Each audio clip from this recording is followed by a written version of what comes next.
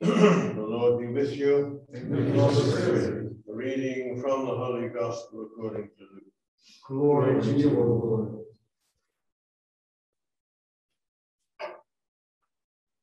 At that time, so many people were crowding together, they were trampling one another underfoot. Jesus began to speak first to his disciples. Beware of the leaven, that is, of the hypocrisy of the Pharisees. There is nothing concealed that will not be revealed, nor secret that will not be known. Therefore, whatever you have said in the darkness will be heard in the light. Whatever you have whispered behind closed doors will be proclaimed on the housetops.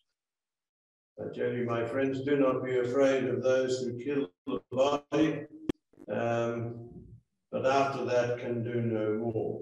I shall show you whom to fear. Be afraid of the one who after killing has the power to cast into Gehenna. Yes, I tell you, be afraid of that one. Are not sparrows sold for 2 small coins? Yet not one of them has escaped the notice of God. Even have all been counted. Do not be afraid. You are worth more than the gospel of the Lord. Praise you, Lord Jesus Christ. You could be seated just for a minute. Well, I prepared something to say on the readings for the feast of Saint Teresa of Jesus, but these I couldn't find the gospel, and these are the readings of the day. Perfectly good readings, a little bit confrontational, but Jesus, every now and again, Jesus spoke very, very plainly.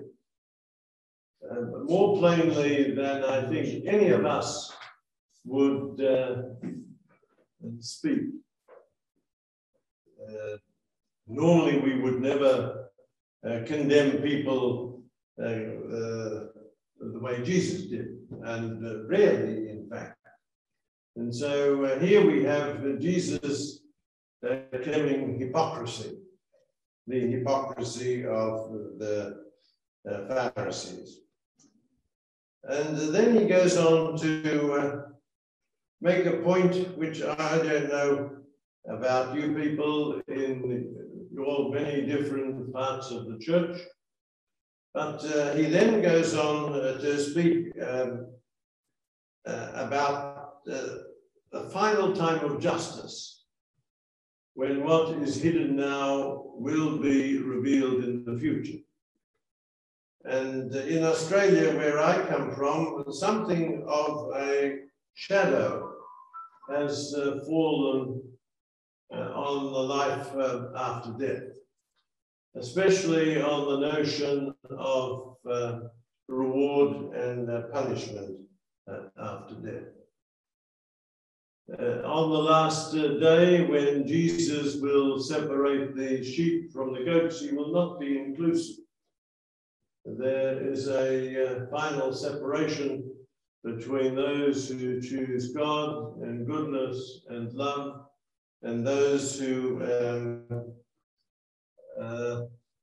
reject God and goodness and love.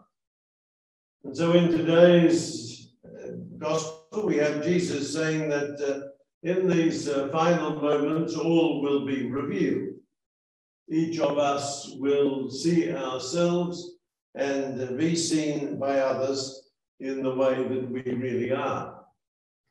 And we know that it is the work of a lifetime. It's very difficult, almost impossible for us to see ourselves exactly as you are.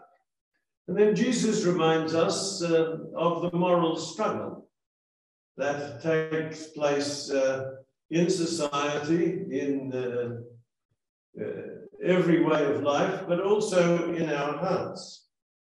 And he tells us that we have to be careful. We have to be afraid not of those who kill the body, not of those who can damage us physically by in some way or other. There are many ways in which that can be done, but of those who have the power to send us into Gehenna, to send us into eternal punishment. So these are not the texts that we preach about much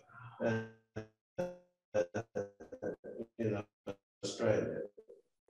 And thought, he points out that God cares very, very much for every one of us.